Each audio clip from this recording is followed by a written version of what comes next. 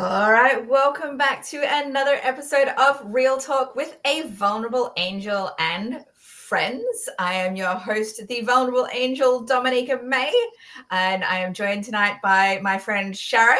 Welcome, Sharad. Hello. If this is your first time joining us, what we do here is we like to have deep and vulnerable conversations about topics that people typically shy away from or struggle with having conversations about. And our topic this week is wanting versus needing in romantic connections and relationships and things like that. Now, the inspiration for this particular topic was because I did a TikTok video, a reel, whatever, on multiple platforms last week. But the topic was about how it seems like, a lot of the stuff that I see on social media and stuff is that men need to feel needed in a romantic relationship in order to have an actual romantic connection with them rather than just physical or sexual attraction and things.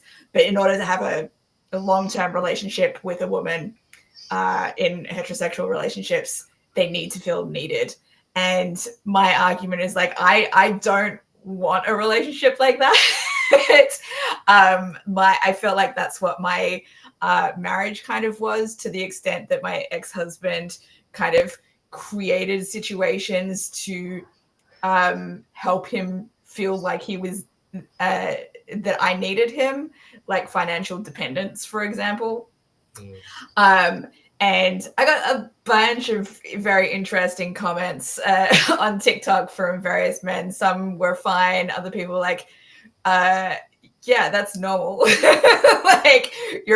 I was being the weird one for, thinking that men don't need to be needed and things like that. So that is why I wanted to discuss it on a more longer kind of discussion rather than just that, a minute or two or whatever it was that I had on TikTok.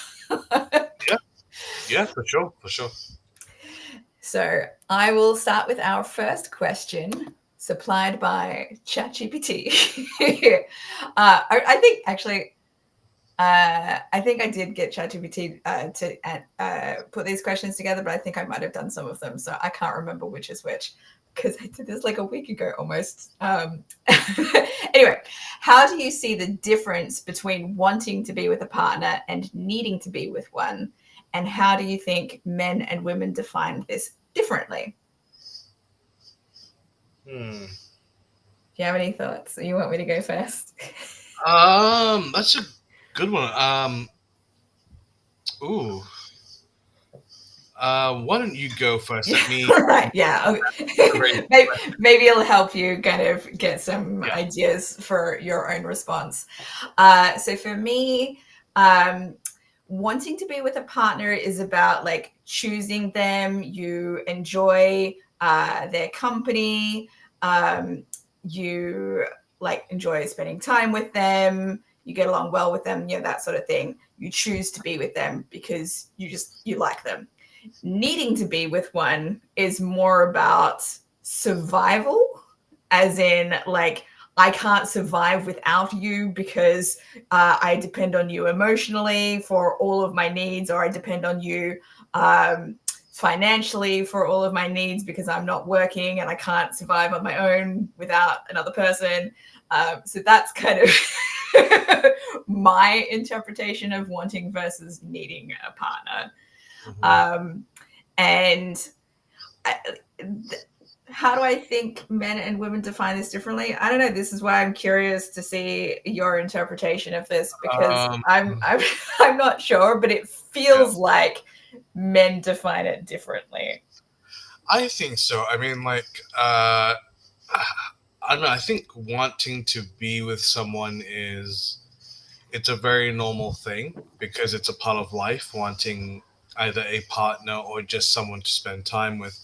Needing to be with one, I have known guys that are almost incompatible with being alone, Mm. and it's very strange. It's like it's almost like they need someone to not complete them, but to help them get them through their day. And it's very different depending on the guy. Like I myself, I can think of maybe about a handful of guys I know that have always been in relationships, always. Wow. And I've always asked them, like, like, why? I mean, like, you're a good looking guy, you're very on top of your stuff. Why do you always need to be in a relationship? And they just said, well, in some ways it's calming, it's nurturing, and it motivates me. Because if getting this, I'll never forget something a friend of mine said, that getting a woman is easy, keeping one, different ballgame. Oh yeah. Yeah. Yeah, for sure. I yes. Even one who wants to be with you, keeping her is not an easy task either. You can do all sorts of things to kind of push them away, self-sabotage, or whatever. Yeah, so it's about, I guess it sounds like, more for the emotional Yeah. aspect of Yeah. things. I mean, like that's the thing. Whenever, let's say, if guys want a social, like a physical release, that isn't hard per se. I mean, obviously, a lot more easier for Right. women than it is for guys. Let's be honest. But Sure. but for getting that emotional compatibility, it's very, very, very rare, very difficult. Because in speaking from my experience, anyway, um, whenever there have been times where I have opened up to a person and they've recalled, not negatively, but they saw me as less than. Because a lot of girls I know, whenever they've told me when they need a man who is not just physically strong but emotionally resilient, someone that they can rely on. And when that anchor for them shows vulnerability, that illusion of him dissolves in their eyes. Mhm. So it's a very, very tricky kind of juxtaposition, really. Yeah, I think probably. So here's a one somewhat gendered difference, I guess. I think with I guess the emotional needs make sense for men, and I think maybe for women who are like financially secure in their own right, and they have ways of getting their needs met outside of the relationship. The emotional needs, they usually have other friendships outside of the relationship, whereas these days in particular it's more common for men to not get their emotional needs met through friendships, in the same way that they get in their relationships, their romantic relationships, right? Yeah, pretty much. All It right. can be Well, really tricky, actually, because like that, it really depends on your group of friends. A lot of guys, I mean, we like to think that with the boys, as we call it, we actually get a lot more emotional support from them. With our female friends, it's usually going to them individually, one at a time, and even then, it's a very, very small group. And I don't know. I think because maybe when you're younger, your group seems almost infinite. Whereas as you're older, I mean, not in the sense that they become smaller, they do, but they become a lot stronger. So it really does depend.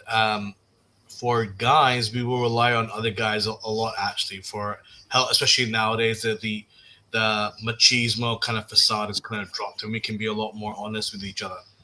But yeah, it can be a tricky thing. all right. Shall we move on to the next question then? It's somewhat connected, I suppose. How do you personally define the difference between wanting and needing in a relationship? Hmm.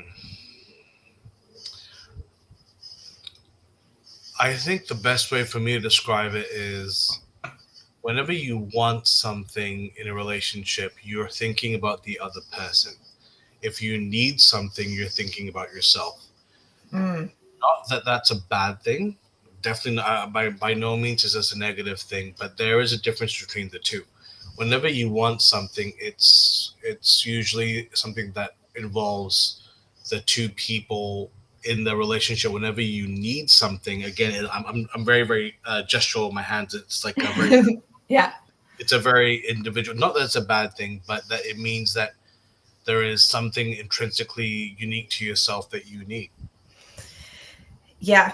I that makes sense to me. So it's kind of like you know, you might want something, but if you don't get it, it's not like it's the end of the relationship kind of thing. But if you need something in a relationship and you're not able to get that from your partner, then you have to consider leaving it because you're not getting that need met. Or is there a way you can get that need met outside of the relationship? And some needs really need to be gotten within the relationship. Like, Mhm. for example, if you're in a monogamous relationship and that need is sexual intimacy, you need to have that need met in the relationship. And if it's not being met, then maybe consider ending the relationship. But other needs, like certain like emotional support, for example, that doesn't necessarily need to be met within the relationship, but it depends on what the specific issue is as well. I think if it's something that is very specific to the relationship and it's not being met, then not so good. But if it's like, you know, an outside like some grief situation, something that's happened at your workplace or whatever, your partner might not be the best person to go to for that emotional support. Somebody else within your friend circle or something might be a better person for you to go to for support in that kind of situation. So that's, I guess, kind of where I'm thinking with things. Gotcha. Yeah. So, yeah, I think we answered that. All right. We'll move on to the next question. What difference does it make to you when you or your partner want to be with the other versus need to be with the other? Does this question make sense? I think this might be one that I wrote. I think so. I think it means a lot when you want to be needed. As you were saying, it's a lot more something for guys that we kind of appreciate more. But like, you know, the idea of small little things when someone, you know, sends you a text saying good morning, asks you about your day, wants to spend time with you, it means a lot, you know. And I mean, the obligatory, oh hey, you up, text at 2 a.m. So so it really depends. I think it does make a difference. And to be fair, if I'm with someone and it's very one sided, as if I'm always texting them, always trying to arrange to meet up, after a while I'm just like, okay, this is a one sided thing, you know. And I can't speak for all men, but for me, it's always been about something that grows. And if that's not growing, then we're just wasting our time, aren't we? Yeah. So let's call it a day and cut that cord. Oh no, absolutely. It definitely has to be a mutual thing. I don't understand like the lopsided relationships. I'm much more okay with mutual connection. If I feel like my effort that I'm putting into the relationship is not reciprocal, it tends to make me feel more standoffish. But what we're talking about here is wanting and needing. And I guess it depends on what the context is of the wanting versus needing as well. Like I felt like my ex-husband's need to be with me was about the relationship as a status symbol. Hmm. And that didn't make me feel great. I mean, it made me to, I guess I was at the point of like, I feel like I didn't care so much about the relationship. I didn't put as much effort into it because I wasn't afraid that he was going to end things with me, because I knew that that status aspect mattered more to him than a healthy relationship. Just like the title of married man or husband or whatever mattered more to him than the health of relationship. And when you have that kind of situation, then there is less desire to put in the work to keep it healthy. I feel like when there is need for that relationship to survive, because somebody doesn't want to leave it, like they're too afraid to leave of what the alternative is, then I think it leads to discontent, lack of interest, lack of effort, because it's like, well, I don't have to do anything, they're not going to leave me anyway. Whereas if there's more, if it's more of that person wants to be with me and I want to be with them, then I feel like you're going to put more effort into the relationship when it's wanting rather than needing. Yeah, I think because at the end of the day, though, complacency is a very dangerous thing.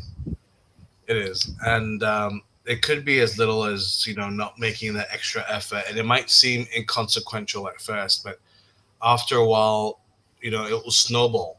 Things will build up, and it's a big danger that I think a lot of people don't underestimate how prevalent it is in not just with us today, but in this like it is through history. I mean, the fact is, you see people falling in and more likely falling out of love very easily just because they don't put in the effort. Yeah. Yeah. I think my behavior can differ depending on how I feel about that neediness in the relationship as well. Like with my ex-husband, I depended on him financially. So I needed to be in the relationship for financial support, I suppose. But I wasn't, I still wasn't putting in the effort to like make sure that it stayed healthy.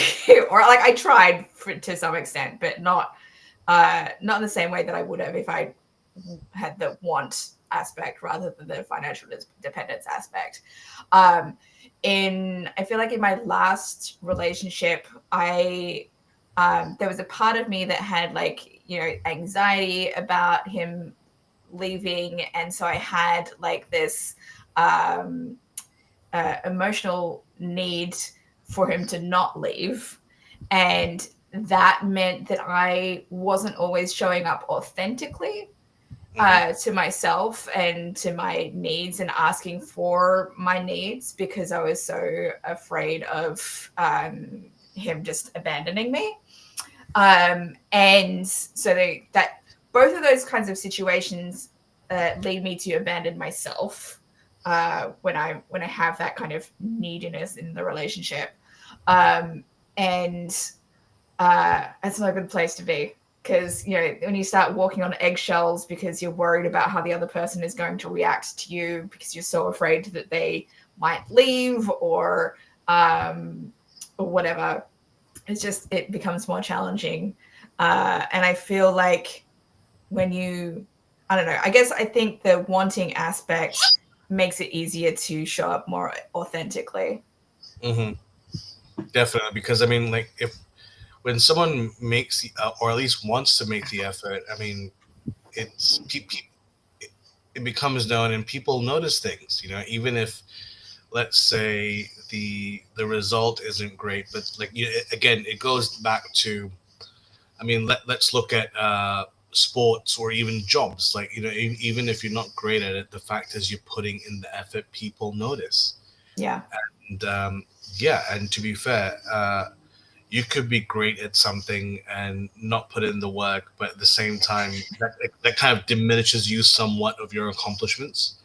But if you're like, let's say, someone who is, I mean, very, very obviously visually really putting in the work, I feel like uh, not the respect, but the kind of acknowledgement that what you're doing is a lot more pure, that goes a long way. Yeah. Yeah. Definitely. I mean, it goes to show as well. Like, I mean, just going back to the sports analogy, um, uh, a lot of people, like, I'm in terms of football or soccer, as you might call it. There's the debate between Lionel Messi and Ronaldo, and between who is the greater footballer. But then everyone always says that Messi is a lot more of the. He's a hardworking guy, but he's naturally talented. That's in his blood. But Ronaldo, I'm sure, like our viewers must have seen. I'm sure you've seen it as well. Like his work ethic, and he has like three chefs that he employs, and he's insane. He's 38, but he's got the body of a, like scientists said, he's got a body of a 20-year-old, Wow. and that's just that drive and everything, and that just goes to show that if you put enough effort into it, uh, you will become great. You will make it work, and I think that in some ways that relates onto your relationships as well. You don't have to be great at it, but if you put in the work that you want to go in there, that will set you, like, 10 times further down the line. I guess also like the thing that I'm thinking of with the wanting aspect is like if you want to be in the relationship but you don't need to be in the relationship, then you have more emotional or internalized emotional safety. Like you are your own safety net. So if things don't work out, then you're still okay. Like you'll probably be upset about it, but you won't have compromised a part of yourself for the sake of the relationship. Yeah. Yeah. Again, with the whole showing up authentically stuff. Yeah, I think it's becoming a lot more important. I think it becomes more important when you get older as well, because obviously when you're in your teenage years, in your 20s, everything can be very superfluous. Everything's very laissez-faire, whatever. But when you hit your emotional maturity, that's when you're like, okay, I'm ready to meet the one. So it does make a difference when you meet someone and they're like, oh, I'm really into you, and they're not afraid to admit it. Yeah. Oh man, that's it's so attractive when they're just like very honest and upfront about their attraction. Sure. All right. Before I get on to the next question, we have a comment from Daniel. Daniel is in the audience. Thank you so much for coming back. And Daniel says, sometimes it's nice to feel both wanted and needed, especially when you put in effort, but sucks when the other person doesn't reciprocate and hasn't for a long time and likely won't again. Yeah. Yeah. I think so. This was the other thing that kind of came up both in the comments in the TikTok video and in some chat with my dad that I had around the same time, I think, that I put up that video.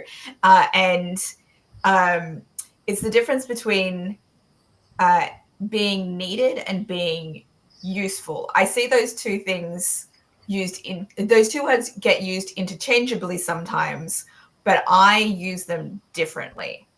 So I feel like to me, it makes more sense for a guy to want to feel useful because, he's like, I'm doing something for you, great, and I get to feel useful, but it doesn't necessarily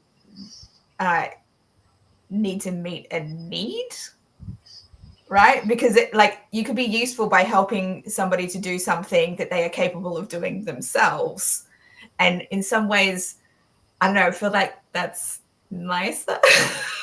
Yeah. Yeah, I mean, it's all about the little things for me anyway. Like, I never ever claim to be able to do something a partner, let alone a different person, can't do. Like, the fact that just little things like opening the car door, or just helping out around the house, or just little things where a small part, you're giving a small part of your day, which might seem small, but then to someone else it could mean their whole day. The fact is, just a small dollop of kindness put in there could be just someone something someone needs, and it costs you nothing really. And the fact is, like, for guys, in my experience, this has almost become, um, not for all men, obviously, second nature to just kind of want to help out. And Mhm. whenever someone responds like, "Oh my god, you didn't have to do that," it takes us back by surprise because it's almost instinct at this point. That you're Yeah, doing something useful yeah. or helpful, but Well, I mean, well, that's the thing. yeah. It's not like, oh, cool, I'm doing something useful, helpful, whatever. It's just something that's ingrained in us to do, and it's not something that we're looking for validation or anything. It's just the right thing. Well, speak for yourself. I'm pretty sure there are a lot of men that want the validation for doing those things. I'm sure they are. I'm sure they are. But we're me, um, myself, and I. Like, yeah, yeah. Sorry, I don't want. When you said earlier that you don't speak for all men, you're so it was fine. But I do agree with your the little things matter.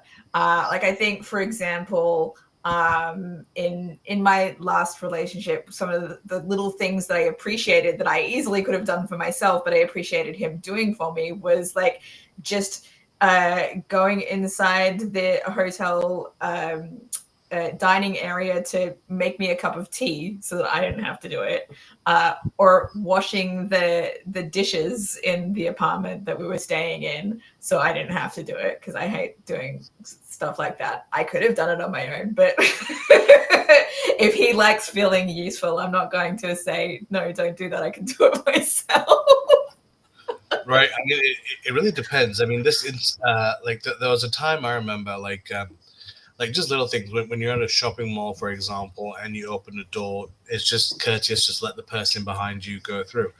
And I remember there was just one time, I can't remember when, but I still have the memory of that happening. Was I opened the door, three people walked through. The two people that went through first said thank you, and I was like, yeah, no worries. The third person just walked all the way through, just blanked me, and in my mind, I was just like, screw you, dude. Like, You're right. and, It's nice to have the acknowledgement and yeah, appreciation for you doing the nice things. I feel that way too. Like if I guess when I want to be useful, it's I know. So okay, so this is reminding me of a video I watched on Instagram, I think yesterday, and there was this couple that was kind of talking about this particular issue, and the woman was like, women well, she didn't understand why men needed permission to be needed, because women go around feeling needed all the time.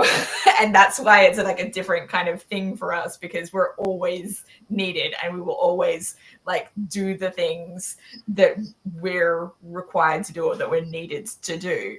And we don't walk around going, oh, I wish somebody needed me today. Because we're always needed. sure. I just found that interesting. But yeah, I don't know where I was going. But it was interesting kind of idea with that. So like, yeah, I mean, especially as a single parent, I'm constantly have things that I need to do for my kids. I need to make sure that there is food in the house so that they can eat. I need to make sure that there is a roof over their heads, that bills are paid, so we can survive and everything, right? Mhm. But yeah, but I guess it's still nice to be acknowledged, even if I'm doing things that is expected of me. It's still nice to have that acknowledgement of, oh, you did this thing. Yeah, I mean, at the end of the day, though, obviously we all strive to be selfless, but there's no there's nothing as 100% selfless. So a little bit of acknowledgement just to show that, listen, thank you, that's it. And obviously 99 times out of 100 it doesn't matter, honestly, and I can say that honestly. If someone doesn't acknowledge you, whatever. I mean, the fact is, like, I remember telling myself, like, listen, it doesn't matter, it's not for them, it's for me. Mhm. Like, my mother raised me better than this, and even if they don't recognize it, I'm the person my mom raised. Right. you know. You're also, have that internal validation of like, I, even if they don't acknowledge that I did this good thing, I am acknowledging for myself that I did this thing that was good for another person, even if they don't give a shit that I did it. Like, it matters to me that I did this thing because it makes me feel good about myself for being helpful. Like one thing I remember my mom teaching me was about karma, and like the fact was is the energy you put out is the energy you put back in. If you're going through your day, and this is something that I'll always used to crack me up. She had this expression, my mom. She was like, if you're walking around the day with like the face of a bulldog chewing a wasp, can you just imagine that kind of face? And I was like, how does that look? Like, just about, if you have a bulldog chewing a wasp, who's going to want to approach you? Who's Yeah. going to like, and she's like, you just have to put that energy out. And if you have that positive energy, good things will happen. But if you're going around going, like, like it gives off that negative energy and people will avoid the plague. So ever since then, I just imagine that bulldog chewing a wasp. And yeah, so there you go. Dude, this is making me think about the post that I made to Instagram today, where I was talking about how, I'm obviously a very huge movie fan. We've talked about this to, a great extent. But when I was married, my ex-husband, he was not a very big movie person. I stopped collecting his very many DVDs and movies and stuff while we were together because he didn't like accumulating things. So he had like a much narrower range of movies that he was comfortable going to see. And there were times that I'm like, I want to see this movie. And so I'd drag him along. And then at the end of it, he'd be like finding all the things to complain about at the end. And I was like, dude, if you're going to be like this, I'm just going to go to the movies without you. Because that's not what I want to have with my movie experience. You're going to be a complainer? I don't want to deal with this. Yeah. I mean, it's really interesting because there have been times where I've been with a person who will dissect a film, and so sometimes when you're in the mood for that, great. Like there was a friend of mine when I was in the US. He's a director of photography, something that he does to this day. And whenever we went to a film, my roommate and I would specifically take him because he would be able to dissect everything and he would take things apart and we'd just be there going, tell us more. But like, see, yeah. That's different than what my ex-husband was doing though. Like that I'm okay with. Having that constructive criticism, or you've got like the background to understand film theory that you can dissect that kind of thing. That's very different than coming out of a film and just being like, what the fuck was that about? Or like, why did that character do that? Or like, this was dumb. That's very different. I mean, it depends. If you're intentionally going to watch a bad movie and if you want to revel in that awful experience, that can be a beautiful thing. For example, I was when I was in the US, actually when I was in the UK and the US. I actually there's this really famous film, I'm sure you've heard of it, called The Room with Tommy Wiseau, and it's notoriously awful, one of the worst films ever made. Yeah, you guys brought it up you and Mike brought it up on a previous stream. Yeah, it's a timeless classic. It's a tour de force, and whenever I'm done watching it with and I always brought new people to come watch it. And they'd just be like, what? I remember at the end of it, them just going, what was that? I'd just be like, yeah, right, yeah. And they'd just be like, that was awful. But then like months and months would pass and I would bump into that person and they would start quoting the film back to me. And I'm like, there you go. Yeah. Well, I guess it's different when you're going in intending for it to be like that, though. Yeah, I guess in any case, there's a difference between being intentionally a dick about your commentary and being more open to different perspectives and thoughts on films. Yeah, I don't know. It's easier, I think, when you're involved with somebody that has a similar kind of mindset about film theory in films in general to you? It's pleasant. I mean, but at the end of the day, that can also be a tricky thing, because if you have someone who shares your interests, fantastic, great. But conversely, if you have someone who is in some ways not the complete opposite to you, but the yin to your yang, in some ways that's just as great. That's sometimes that's even better, And like you have different. I like to have a mix of both. Somebody who is willing to challenge my ideas, but also like accepts my perspective, but also sometimes shares my perspective. So just depending on the context of the situation, or whatever it is. And I can have that with films across the board. Like it could be either or like whatever. I'm happy to disagree with my partner about films if we have somewhat different tastes, but also have some of the same tastes. Yeah. But again, like sometimes having that difference is also good. Like going back, I was dating this one girl when I was in the US, and I tried to ease her into professional wrestling, which I'm a huge fan of. And I remember like me, my roommate, and some of our mutual friends were in the apartment, were like live streaming a pay-per-view, and I invite her along. And bless her heart, she tried. She really tried. I remember the that night, she was almost like really apologetic. She came up to me and she was like, "Listen, it's cool that you're really into this, but it's not really for me." And I remember like looking at her and just like, and I just went, "I'm going to stop you right there. Thank you for bringing that up. I know it must have been hard. It's not for everyone. Listen, there's a billion and one other things you and I can do. That doesn't have to be one of them." Exactly. And I do think it's good to have, some separate interests like that as well, because then it's like, okay, here's a thing that I get to enjoy with, my guy friends, my girlfriends, whatever, outside of the relationship. So I have, an outlet outside of the relationship so that, because otherwise, there are some people that are codependent and need to be with their partner like 24/7 kind of thing. And that's not healthy.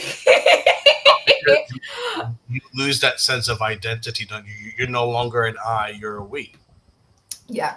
And that's too much. And that's kind of part of the difference between wanting versus needing. I feel like that's more in the need thing. I need you to always be with me all the time. I need you to have the same interests as me. I need us to enjoy all the same things, or else I feel insecure and the relationship is going to end. No. Next thing you know, we must dress alike, and you're like, oh no. I feel like if you don't have space from your partner, then you're never bringing anything new to the relationship to talk about either. Like you need to have experiences outside of the relationship to also like appreciate what you have. I feel like, because when you're like with somebody 24/7, then you're more likely to have them, get on your nerves, because, they'll be doing things that are annoying to you, and then you'll just start to resent them because you are not able to take any time away to yourself. And I don't know, it's too much. It can be, because it really depends. Like, I don't know why, for some reason, I've just got Avril Lavigne stuck in my head. Skater Boy, right? For example, the song, the idea of a preppy girl who has her whole life planned out, with the skater boy who's socially not at the same level, has got his own interests, but as they have this amazing thing, it brings out the best in them, and then as they split apart, a lot of time goes past, she looks back and she sees him on TV and she wonders what could have been. And and that's something beautiful for me, because it's not because it's like, I'm the one that got away. It's just that I find it beautiful when two people from different sides of the spectrums get together and they just have this beautiful thing, and if it works out, fantastic.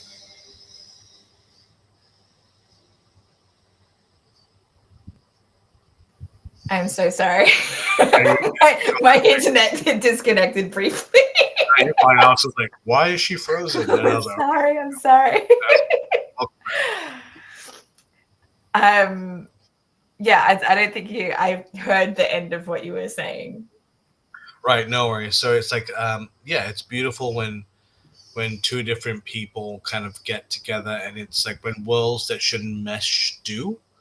Mm. And I just think that's beautiful. The fact is, like, you see people from different tribes who shouldn't be able to form something together, and they end up forming something so uniquely beautiful, and it works. I think as long as you're appreciating the person for the fact that they are passionate about a thing, even if it's not a thing that you're into, that passion is what attracts you to them. Um, Whereas I feel like, at least in my marriage, I felt like my ex husband didn't like me to have my own interests outside of the marriage. And that, like, need for me to always be there for him whenever he wanted me to be there. That was very constricting for me. I think that led to some resentment, and I didn't like feeling guilty for wanting to go out and do things on my own that he wasn't interested in, like my improv stuff that I was doing after we moved here. He hated how much time I spent on that, but it was the thing that was like keeping me sane and like keeping me um healthy and like having my own sense of self. If Yeah, so having those separate interests helps you maintain that sense of self outside of the relationship, so it's not as codependent. Yeah, and I think that's really important, because I mean it's fair that everyone should have their own outlet, whatever it may be, as long as it's positive and you're safe. Who cares? Like, yeah, uh, if you enjoy playing with chopsticks, or if you, I don't know, if you enjoy playing softball, or enjoy doing rock climbing, that's your thing, And as long as it builds something, I think it's important, because it shows that you are passionate about something. And um, I think having passion for something, there's a lot of transference in that, and there's a lot Yeah. of it's very appealing. Whenever you see someone who's passionate about something, that really makes you want to learn more, and makes you appreciate Yeah. the person more. Like, there was one lady I was with, and she was very, very passionate um, about social justice rights and for immigration rights. And even though, let's say, I didn't necessarily share that same passion, whenever she spoke about it, her eyes would light up. And I remember looking at her and just going like, whoa, and it wasn't because of what she was saying. It was just like, it was how it was lighting her up. Yeah. And I Yeah. remember just thinking, wow, this is super attractive. Yeah. So yeah, I mean, that can be a big difference. That's the thing that I feel like a lot of these, single lonely guys on the internet don't understand about what makes them more attractive to women is that sense of passion or purpose outside of relationship, Yeah. right? Because a lot of these single lonely guys on the internet don't seem to have purpose or passion for anything apart from maybe complaining on the internet. And that's not an attractive picture, right? It's not. And I mean, like, it's very difficult, because I'm obviously, like, in my experience, I mean, the what do they call it? The male epidemic, a male Loneliness. loneliness epidemic. Yeah. Loneliness epidemic. It seems to be like it's a lot of not. It's not by one thing in particular. It's like death by a thousand cuts. Mm-hmm. It's often, unfortunately, whenever you push someone, after a while, either they strike back, or they go back into a shell, and they can never come out again. So it's a very, very tricky situation. But I just think the best way, whenever someone is lashing out or seemingly intolerant, is treat bullshit with kindness. And I don't mean that. I don't mean that you lay there and take it. I don't mean that at all. I just mean that whenever someone gives you a frown, you give them a smile. That's it. Yeah. And then they don't know how to deal with that No, because it's so unexpected. It's like, that doesn't. That but you're mean, supposed to be yeah. behaving differently towards me. Why aren't you attacking me back? What's going on here? I actually do remember this. This was in high school. I remember this. this girl broke up with me, and I remember like a few days after, she came up to me and she'd be like, "Why aren't you mad? You're supposed to be mad." I actually remember those words, and I remember looking at her, just going, "I've got better things to do." Because I remember just buying juices and just walking off, and I could almost feel the steam just coming out of it. And it wasn't me trying to make her mad. It was just me just going, I mean, it's a shame, but you said you didn't want to carry on, and I'm respecting you, and I've got You better things to do. right.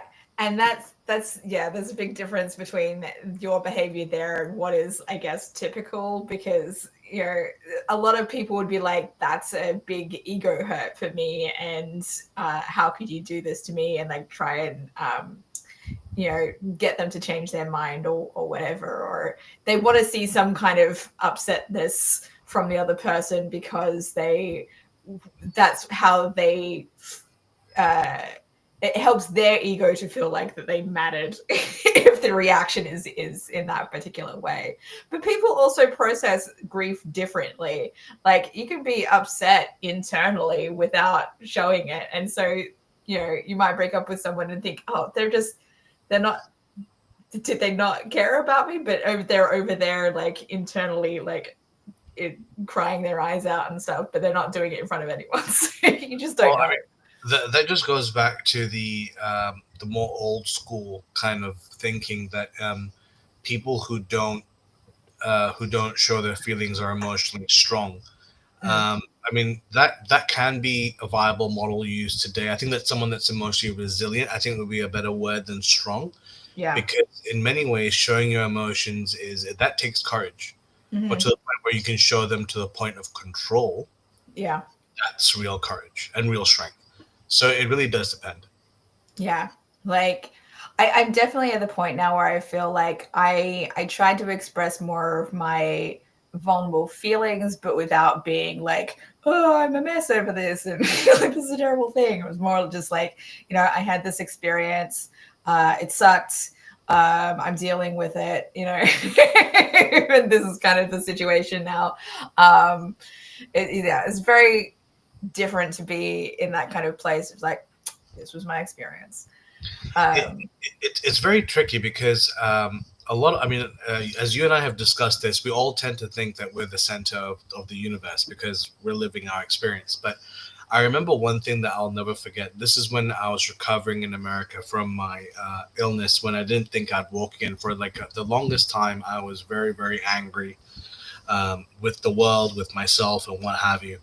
And I do remember I bumped into during rehab one day. I bumped into this elderly gentleman. I can't remember his name off the top of my head, but I remember he looked at me and he was like, "You're holding a lot of stuff in, aren't you?" And I'm like, "Yeah, I'm really pissed because I didn't choose this to happen to me." And I remember he just said, "Well, you're not the center of the universe. You just gotta let it out, or else you're gonna let it um, consume you. So whatever energy you put out, whether it's a quote unquote fake smile, you put out that energy, you'll get the energy back, and that will let you heal." So yeah, I think that's very, very important. Yeah. All right, we should probably move up to the questions again. Where are we up to? I think we're up to this question.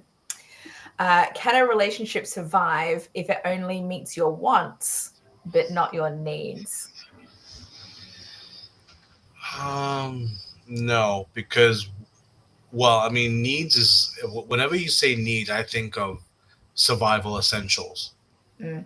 That's what I think of when I think of needs. Um, Wants is the cherry on top. But if, let's say, for example, in this instance, maybe a relationship meets your physical needs, but not your emotional ones, that will work well in the short term, a few months maybe if you're lucky. But then after that, where do you go? Yeah. Yeah. Not in the long term. Yeah, I agree. I feel like this is something I kind of touched on a little bit earlier in the conversation with wants versus needs. Because like, you can get some of your needs met outside of the relationship, but if you're never getting any of your needs met within the relationship, then what is it being built on? the wants, I guess, in this situation. But I don't feel like getting your wants met is enough, because again, those are things that you can get elsewhere, but relationship needs are more like, that emotional consistency, emotional connection that that you yeah, I guess there's just something in a romantic relationship that that has requires a different level of emotional connection than what you can get outside of that through friendships and things as well. And I was certainly not getting those emotional needs met in my marriage.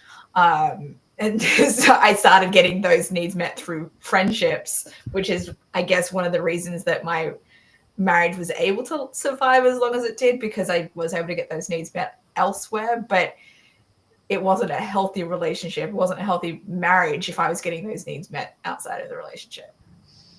Yeah, I think a lot of times, and we have mentioned this before, a lot of times the best advice I would give anyone is just be there. That's all the other person needs. I Yeah. remember when I was in Hull in North England, I was going through a very very difficult time, and someone who I was with, someone I really cared about, um, uh, the entire evening she just sat next to me in on the chair. She had my her hand in my hand. She didn't say a word, and we just sat there. We just were, and I can still remember that night many, many, many years later, and that still means a lot to me. So that goes to show that if you are willing to put in the time and just be there when the person Mm. needs you to be there, that's Yeah. half the journey already done. Oh, absolutely. I feel like this is something that I feel like was not really very well understood in my last relationship, because for me, I felt like the only thing that I needed from him was to just consistently show up and be present with me. I didn't need him to financially support me. I didn't need him to uh, spend 24/7 time with me or anything like that. I didn't feel like I needed a lot, just his presence. Like, that was what I was attracted to. It's just I enjoyed his company. Um and but it felt like he didn't feel like that was enough. Like, it was like, I need to be doing more of this, or I should be doing other things in order to keep this relationship, or whatever. Like, I guess it was like, maybe he felt like I deserved more than just his presence. Um, and yeah, I feel like this is the kind of the crux of the whole idea that of men needing to be needed. They don't understand that their presence is enough. Yeah, I mean I mean that goes down to the whole idea of nature versus nurture, isn't it? Like the idea of men are told from a young age that you are going to be the head of the household. You have to be in charge, and um, you have to be the quote unquote alpha male, or like the protector of your household. Yeah. Um, and while this is some ways, I suppose, it can be interpreted as true, men aren't like that 24/7, and women aren't like that 24/7. Mm. And I've known a fair amount of relationships that have thrived. People who are married now, where the woman is the more dominant personality, and but My parents were like that. My dad will attest to that. I'm sure he's in the comments now. I'll bring up a comment from him shortly. But yeah, but yeah, that makes it work. Just because it doesn't always have to be the patriarchal kind of domination. Sometimes it's more about collaboration. yes, Yeah. yeah. That is definitely what I want more of. In for whenever I have a relationship in the future, I want mutual respect, mutual decision making, kind of capability. Um, I don't want to be the one making all the decisions, but I also don't want my partner to be the one making all the decisions. I like the collaborative process. Because I got so frustrated sometimes in my marriage where I would ask for something and then my ex-husband would be like, oh, do whatever. Or I'm like, hey, what's your opinion on this thing? And he's like, oh, just do whatever you want. I was like, I want to collaborate and make this decision together. Yeah. A lot of our vacations that we went on were just because these were places that I wanted to go, and he didn't really like contribute much about like, is this where we both want to go? And then when he did pick a place, it was not somewhere that I wanted to go. And I'm like, I didn't feel like I was allowed to have any input. It was like, dude, I don't want to go to that place. I'm thinking specifically about a nudist resort that he took us to. I'm like, I was not comfortable being there at all. I mean, there you go. I think comfort and comfort definitely comes first. I mean, I'm all for widening boundaries and all that, but if your partner is not comfortable, then there's only so much nudging in that direction you can do. Yeah. And ultimately, like I mentioned, I had that one partner who just wasn't feeling professional wrestling. It wasn't for her. Yeah. I remember telling her, listen, thank you for bringing this up. Oh, I will try to not mention it again in your presence. I will never have to watch it together. She's like, no, I'll watch it with you. And I was like, no, I have plenty of other people to do that with. Don't worry. We have a lot of other things we can enjoy. Like, I remember saying, you're really into films. Let's stick to films. And she was like, are you sure? I'm like, yeah, you like cheesy comedy shows. Let's stick to that. And it worked. So, I mean, there's only so much there's so much different ways that you guys can interconnect. When one thing doesn't work, doesn't mean okay, the relationship's done. It just means okay, let's just put that to the side and let's focus on something else. Because sometimes you're just not going to have the same thing in common. Yeah. So we're kind of going back to the film thing, but like my last partner was super into films, and we had a lot of similar tastes in movies and opinions on the same films as well. Like I remember when I went to see, I think the movie was The Creator that came out in 2023. Everyone was raving about it on the internet. Like, this is amazing. Blah, blah. He had already seen it, and he told me that it was like, did not live up to the hype. So I was aware of his opinion going into seeing the film, but I was like, I'm going to make my own opinion regardless of what he thinks. But then I ended up going and I was like, oh my God, it's like I felt the same way as he did, but I was able to articulate my own thoughts about why I didn't like the film. And then he was like very much in agreement. So that's an example of where our tastes were like very aligned. But then a couple of months later, I took with me the film Joyride, which also came out earlier that year in 2023. And I had loved this film. It was an R-rated Asian American comedy, very sexual comedy. And I thought it was hilarious. I loved it. And I wanted to show it to him because it was not available in Malaysia. You're not going to see a film like that in Malaysia. And when I watched it with him afterwards, he was like, yeah, that's just not my style of comedy. I'm like, okay. I felt like really bad because normally we'd had the same kinds of tastes and things. I was like, oh my God, I'm so surprised. No, but at the same time, at least he gave it a try. He did, and we had it was some really interesting conversation about it afterwards. And you know, there were some. One of the characters is non-binary in it, I think, and so he's not, you know, he was not really very familiar with non-binary people. It's not, I guess, it's not really a big thing in Malaysia. LGBT stuff is more underground there. And so he had questions, and I was able to kind of explain, you know, different aspects of that because living in the San Francisco Bay Area, I'm exposed to a lot more of the alternate cultures and sexualities and gender spectrum and that sort of thing here. So even though he wasn't into the film, we still had a very deep, articulate kind of conversation about complex issues that I feel like a lot of guys shy away from having those kinds of conversations because they're worried about being seen as inferior for not already knowing the answers, not like seeking it out themselves. And it can be hard to have those conversations because if you're worried about being judged for not saying things the right way, right? So I don't know. I appreciated having that conversation.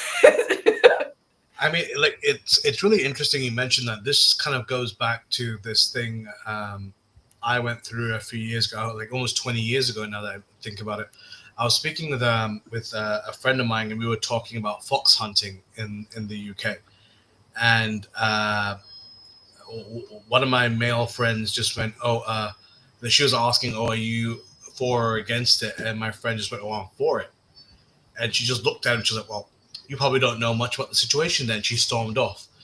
And I was like, oh, to be fair, I didn't know much about it at the time. I remember looking at him and he was like, yeah, I don't know anything about it. So, but like, how do you expect to know? Like that, her response is not going to give him the answers. Like, you're in that kind of situation. It makes more sense to be like, I'm curious to understand your reasoning why. Here's my perspective, and then you're more likely to change somebody's mind than if you're just like, oh, well, you suck then. Have you been to the internet? Yeah. So I know. I mean, in the world we live in now, that's everywhere. That's just permeated everywhere from social, political to interrelational kind of stuff. So it makes it so much more challenging to have relationship and connection when that's the kind of attitude that people have nowadays. Unless you're able to figure out this stuff on your own, which who the fuck is, then like, it's too complicated, and I don't like to expect someone to have all the answers. I prefer to have somebody with an inquisitive mind who is curious to know more about a subject because they want to learn more about it. They want to understand it, even if they don't currently understand it. Mm-hmm. I mean, it says a lot about someone's mind where they not necessarily humble themselves, but they take a step back and they acknowledge that they're not the expert on the subject. Yeah. Like, I was actually writing a paper about this when I was in Middlesbrough. I was writing about leadership in film, and there was this one movie. I don't know whether you remember. It was called what's that Antonio Banderas movie? The 13th Warrior. Okay, I haven't seen it. And it's based on the book called The Eaters of the Dead. The film wasn't received very well, but there was one scene where, so just for context, the 13th Warrior is played by Antonio Banderas. He joins his Viking kind of Vikings on a mission to go do something, and he's the 13th Warrior. And he's talking to Bolvi, who is the tribal chief who will be king one day. And he's teaching them how to speak different language and how to write. And he teaches Bolvi how to write. Allah is the only God and Muhammad is his prophet. That's the line. And he says that, okay, whatever. And then 20 minutes later goes by in the film. And they're kind of prepping for this big battle, and there's a lot of calm before the battle. And Bolvi kind of calls him over and just speak what words I write. And he actually writes it out verbatim. And he goes, oh, you remember that? And he just went, yeah. And he just walks off.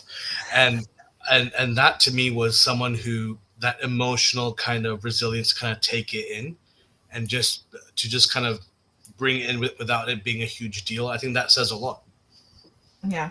Yeah, sorry, that was a bit of a long-winded kind of thing. No, it's I wasn't familiar with the film, so the context was helpful for me. All right, shall we bring in some of my dad's comments? I know he's probably anxious. Sure. All right, my dad says, what you were just describing about needing was showing oneself an important clue into one's own self-growth as part of the real need in relationship with self-growth and community growth as a couple. That's fair. Which he also says is interdependence.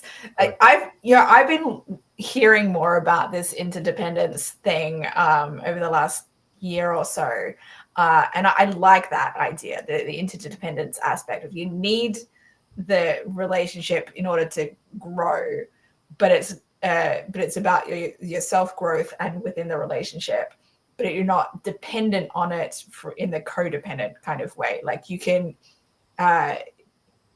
you're able to get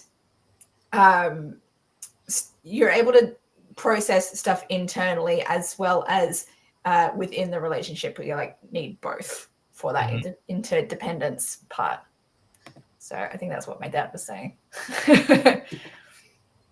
Yeah, I feel like that's, I've done a lot of self-growth on my own, and I feel like any additional growth that I need to do is not something I'm going to be able to do without being in a relationship with somebody, because that's where I do have a lot more room for growth in order to make sure that I have grown out of the anxiety that I've felt within relationships and the fear of abandonment, and how to process triggers and still feel like I can express those experiences within the relationship and for it not to be abandoned. Yep, I feel you. All right, my dad also says, so 3 key words: dependent, codependent, independent, and interdependent are types of relationships couples have. Only one is really a healthy goal, and that would be the interdependent. So independent is when you're by yourself. Codependent is when you rely too much on the other person. The person relies on you. Yeah. Yeah. Okay. Cool. That's interesting. Yeah. So my dad also says male leadership isn't about ruling, but being responsible for understanding the other's needs and decision-making after consultation, others being wife and children. Leadership is service. Do you have any thoughts on this? That's a good line. I actually like that last one, leadership is service. That really, really, wow, that's a great line. Yeah, I think that's relevant not just for in the context of family or romantic relationships, but across the board, like in workplace situations and stuff. Leadership is about serving the people that you're leading and making sure that they are getting their needs met. Like in the workplace, if you're managing a team of people, you want to make sure that they are getting the support that they need, that they are if they need training, that they're getting that training. And so yeah, that all that service stuff is, I like that.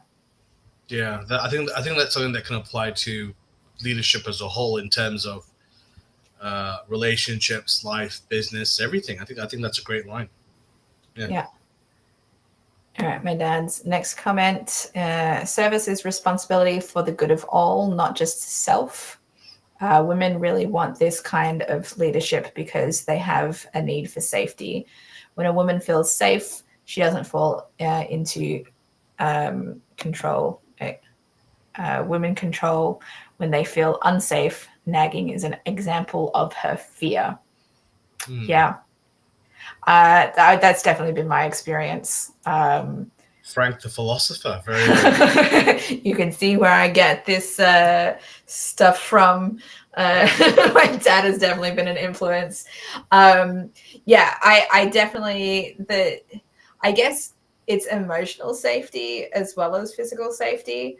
If I don't feel emotionally safe to express myself, then then I'll feel unsafe. And if a man is not stepping up for whatever reason, then I guess that's where the nagging comes in. But I know I don't feel like I've been a very big nagger in relationships, because I've been more like, well, just whatever. Like, I can't control another person. They're going to behave however they are going to behave. Like, I've lowered my expectations so much within relationships that whenever something happens above that, I'm just like constantly surprised, like, oh my God, I didn't even ask for that and you're giving it to me. That's fucking amazing. Yeah. I mean, something that I'm very guilty of is like, I think that if in some ways, if you go the opposite direction, apathy, that's just as, if not even more dangerous. Oh yeah, no, absolutely. I mean, that was one of the silent killers of my marriage. I think I was I lowered my expectations so low that there was like no bar, and I'm just like, fuck it, I don't care anymore. Like, just do what you like. Like, you're not going to do anything that I ask you to do anyway, so there's no point. That's scary though, because it doesn't mean you're losing control or you're falling out of love. You're walking out of it. Really. Yeah. You're walking out of, like, eyes open, and that's terrifying. Oh yeah, it's not great at all. All right.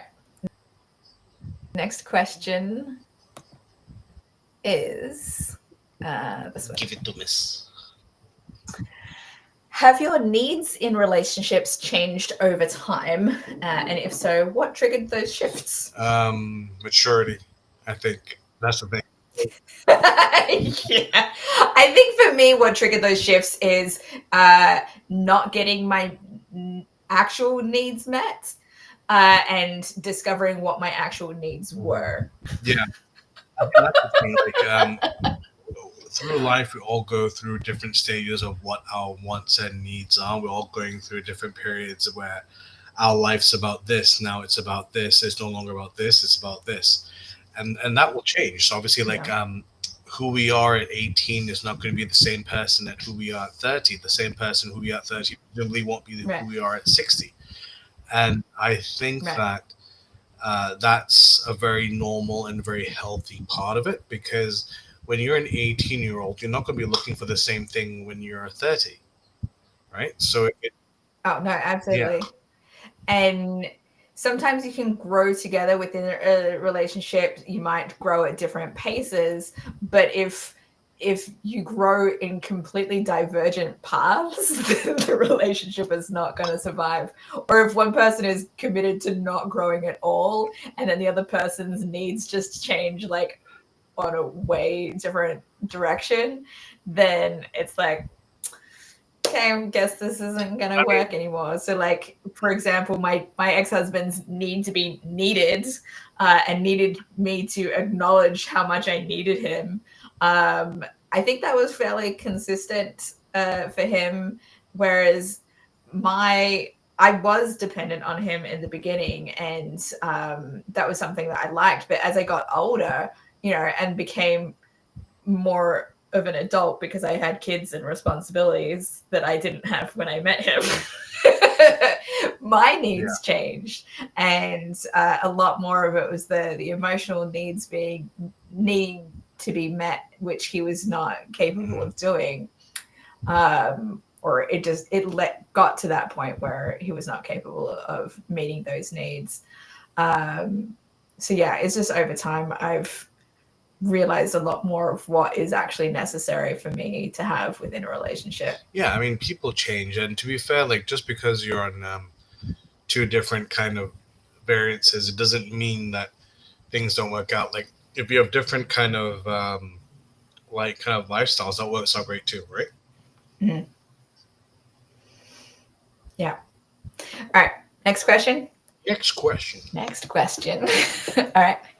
Is needing someone inherently unhealthy, or can it be part of secure love? I I think it can be very secure. I don't see a reason why it would be unhealthy. Like even if you go back to a family dynamic, like I'll be honest, I've always been what you might call a mummy's boy. I've always needed my mum, and it doesn't matter whether I'm a child, I'm a teenager, I'm an adult, and even though that my mum is no longer with us, I still feel like she's a part of me, and I still need her. Mhm. So as long as it can be something that is handled maturely, where it doesn't control you, you're not stuck there forever, and there is, let's say, areas of growth, then Yeah. yeah, and not to a point where it kind of defies logic and reason. I know people who are for example, guys who are uber successful and very very confident, but the minute they're not just their mum, but let's say a parent comes into the picture, that they will instantly dominate them Mhm. and they will shut down. And so, in some ways, obviously, that's not healthy. So it really does depend. How about Yeah. yourself? Yeah. I think with the way I was defining needing earlier on in the conversation, I feel like that kind of needing is inherently unhealthy when it's like emotional dependence, the codependence aspect of like I need you in order to survive, or I'm abandoning a part of myself in order to make sure that you stay. Um, but in terms of the interdependence uh, stuff that my dad was mentioning, I feel like that is more. Um, I think that can be healthier if it's you know we work well together, but we're also capable of processing and dealing with things on our own. Um, but still choose. I don't know. It's tricky because for me that need is much more about the survival aspect of things, and I see that more as unhealthy. But I think for me, what I struggle with is because after my marriage, I am so hung up on not like desiring a situation where I do not need to be with a person because it feels unhealthy to me. Mhm. Um, but that doesn't necessarily mean that it's unhealthy for all people, but just in my situation, I think part of it might be, trauma related. And because, when you've experienced trauma, one of the uh, side effects of it can be extreme independence, right? And desire to not rely on another person, which is also unhealthy if you're working so hard on that independence that you don't uh, even like seek out help when you need it from another person. So I think that interdependence is more of the healthy framework that is good to work towards, but Mhm. it can be hard to find. Yeah, for sure, for sure. All right, my dad has another comment here. I believe this one. My dad says communication is a word, perhaps a need. Your mom didn't. It's like mom. I read mom differently when it's an O compared to you, even though I pronounce it mum. Like, it's so Yeah. weird for me. Australian, sorry, I apologize. But your mum didn't nag. She just didn't feel safe with my lack of decision making.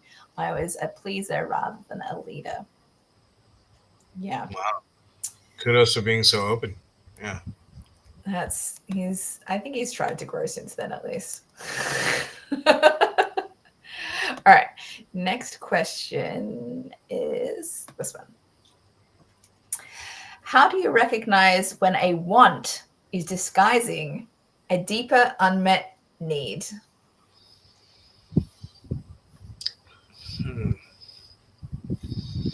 I think that is what I want to start.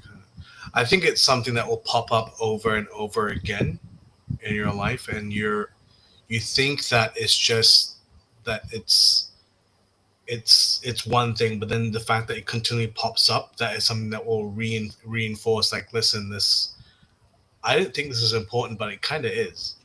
But Yeah. that, again, that will come down to experience and emotional maturity. That's the only way you can go about it. And unfortunately, it's not something that's intrinsically trained inside us. That will only happen with. Yeah. I think communication, as my dad was mentioning, is the big key in this kind of situation.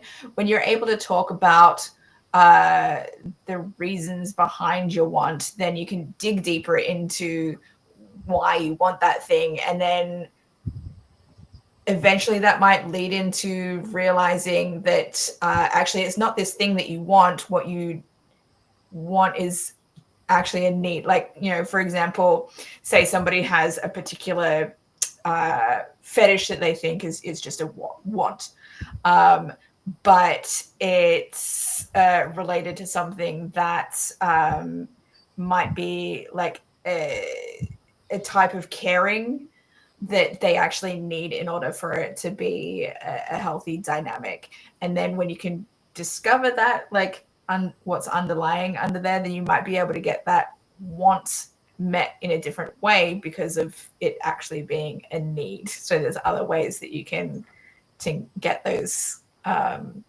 things met. Yeah, for sure. But yeah, it can be hard for sure. Especially if you're really hard at, if it's really challenging for you to understand the reasons that you want things. If it's so difficult for you to kind of think back about, your history that led to you to want a particular thing, because it requires a lot of analysis and analytical skills, right? Sure. And there's a lot of people that just don't think that deeply about their internal processes and experience and history. Yeah. All right. My dad, I believe, has another comment for us here. To the question of needing the other is healthy from the point of being social. We are sheep needing a shepherd. Leadership is being a good shepherd. Yeah. I mean, and I don't think saying that we are sheep is a negative thing. I think it's not. Yeah. Go ahead. It kind of goes down to who we are as, not just as people, but who we are as animals. If you looked at, we came from monkeys and all that, and what have you. We've always, I mean, it's been proven, we are not individual creatures. Obviously, we can be, in terms of specific people can, but we are a tribe. Yes, we're meant to be part of community. Yeah, and whether this falls in a romantic partnership or a best friend or a household or a society, that's just the way it is. And leadership is needed in all of that. Yeah. All right, my dad has a follow-up comment for this. You recognize the need of spiritual growth. The real shepherd is Christ, the husband, like the shepherd's dog. Okay. Interesting. Is it more religious than I am typically used to? The spiritual side of things is challenging for me because God is not a part of my kind of decision-making process. So yeah, it's kind of difficult for me to kind of integrate that side of things. Like, that's okay. Like for me, it's spiritualism doesn't really fall under one religious umbrella, really. Being spiritual for me is thinks that we're not alone and that we are connected by something bigger than what we are. And it doesn't matter whether you fall under a particular religious sect, but I do admit that whenever I go to a religious place, whether it's a temple, whether it's a church, whether it's a mosque, whether it's wherever I am, I do admit that there is some sort of inner peace that Mhm. kind of washes over me, and I do feel better for it. What it is, I can't explain, but there is something peaceful. So Mhm. maybe it's not just the idea of like there has to be something, but spiritual growth is just being aware that we are all connected in one way or another, and it's important for us to think outside ourselves. So It that's could it. also be the energy that the people who attend that religious location bring into the location. And so what you're feeling is all of that energy as well. Yeah.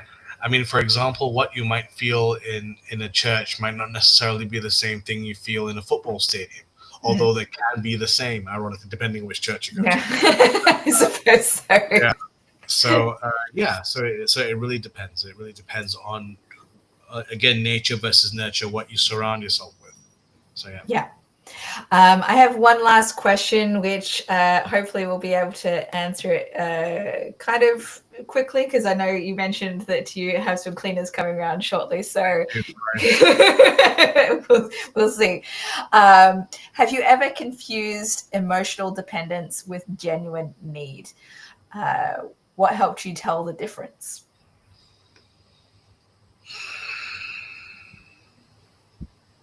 Ooh, that's a deep question. Maybe we can't answer this in 5 minutes. Yeah. I don't know. I think having emotional dependence, I think, is someone that I don't know, because genuine need is some. I get the impression from that it means that you can't function without that person. Mm, Emotional dependence for me is someone who completes you in some ways. So like it depends on how you interpret each thing, really. yeah. Like for example, with a lot of my friends, emotional dependence is being part of that tribe, but genuine need is someone who is your best friend. You know what I mean? So it really, really, really depends. I think having an emotional dependence, in some ways, is it not a genuine need? Isn't it one and the same? No, I don't think necessarily. I think so. What's coming up for me when I read this, I'm thinking about back in 2009 when I'd only recently moved to Malaysia. And I flew down to Melbourne for the comedy festival. I was very confused about my marriage at the time, thinking I wanted to leave my then husband during that period of time, and he uh,